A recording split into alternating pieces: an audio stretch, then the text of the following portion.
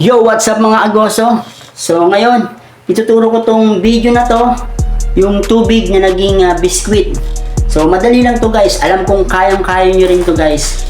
So para sa baguhan, so para sa inyo tong video na to, kung marunong ka na, magaling ka na, yo, pwede na tong i-scroll.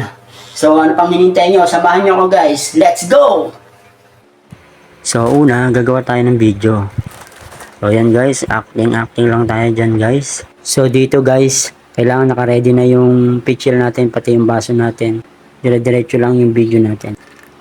Tapos, punta tayo ng CapCut, new project. Sabay add natin yung video natin. So dito guys, aspect ratio 9:16, then check. Dito guys, hanapin lang natin yung pabagsak na yung biskwit.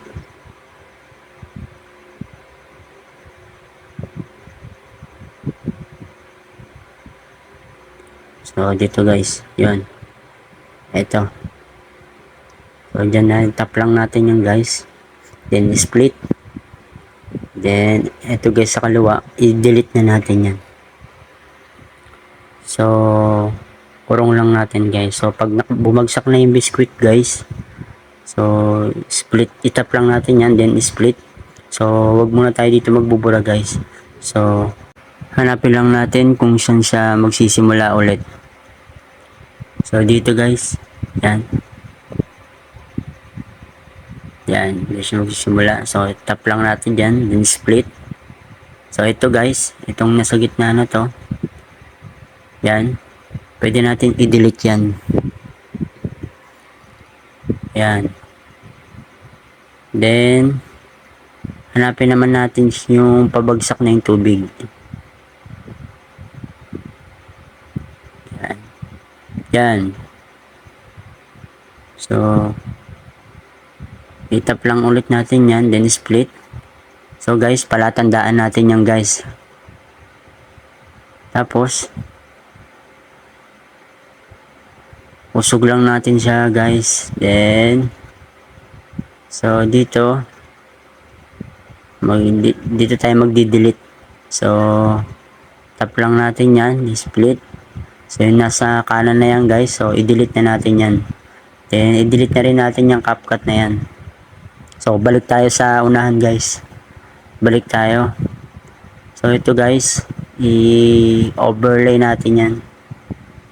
Overlay.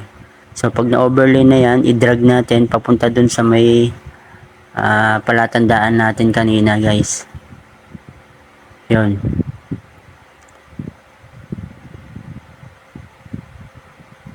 Dito siya guys, oh. Ipantay lang natin siya dyan sa may, yan, pantay lang natin siya dyan. Then hanapin natin yung mask. Sabay horizontal, sabay yung yellow lane na yan guys, so i-rotate lang natin yan. Then ibaba lang natin yan, ipantay natin doon sa may lamesa. Yan. Pag napantay na yan, balik tayo ng horizontal. Tapos lagyan natin siya ng feather. Nilagay ko dyan number 5 lang guys, para hindi halata yung buhit. Then check.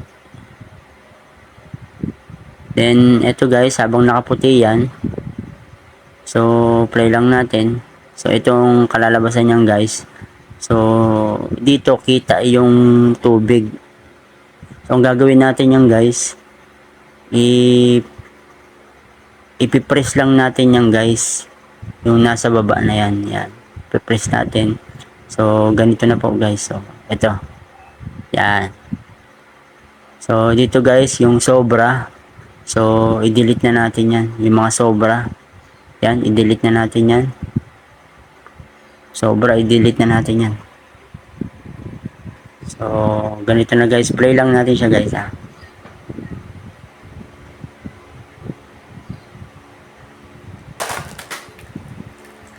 Yun, o diba, magic. So okay na siya guys. Kung okay na yan, pwede na export. Paki-share na lang, paki-follow. para makatulong sa iba. Salamat guys.